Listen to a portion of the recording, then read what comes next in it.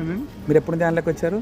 నేను వచ్చింది 2021 అండి. ఓకే, ఎలా నేను ధ్యానంలోకి వచ్చి 2021 సంవత్సరం ఏప్రిల్ 25 నాడు వచ్చాను. ఈ యొక్క పిరమిడ్ పత్రిక ఛానల్ అంటే ఆనాపానసతి శ్వాస మీద ధ్యాసతో మనం ధ్యానం చేయాలి అని నేర్చుకున్నాను. అది చేయడంలో చాలా నాకు అనుభవాలు వచ్చాయి.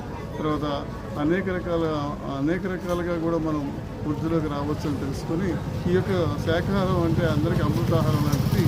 తర్వాత జంతువుల్ని కూడా పరిరక్షించాలనే ఉద్దేశంతో జంతువులు కూడా మనతో పాటు జన్మ తీసుకుని వాటి కార్యక్రమాలు నిర్వహించడానికి ఈ యొక్క భూమి మీదకి వచ్చాయి కాబట్టి వాటిని గౌరవించి వాటిని రక్షించి కాపాడాల్సిన బాధ్యత మనపైన ఉంది.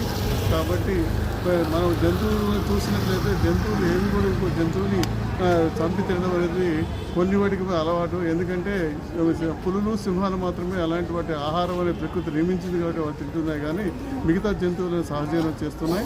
అదేవిధంగా మనం కూడా వాటితో సహజీవనం చేసి వాటిని రక్షించి మన వంతు కర్తవ్యాన్ని నిర్వర్తించాలనే ఉద్దేశంతో ఈ శాకాహారాన్ని ఏర్పాటు చేస్తాం.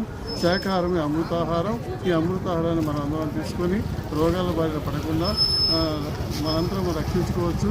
ఏ డాక్టర్ దగ్గరికి వెళ్లకుండా కూడా మనం ధ్యానం చేయడం వల్ల మనకు ఉండేటువంటి రూపాలన్నీ కూడా అనారోగ్య పరిస్థితులన్నీ కూడా చక్కబెట్టుకొని 10 మందికి 100 మందికి ప్రపంచాన్ని ధ్యానమయం చేయడం వల్ల మన వంతు కర్తవ్యాన్ని నిర్వర్తించాలని నేను చేస్తున్నాను. మీరందరూ దీనిలో భాగస్వాములు అవుతారని కోరుకుంటున్నాను.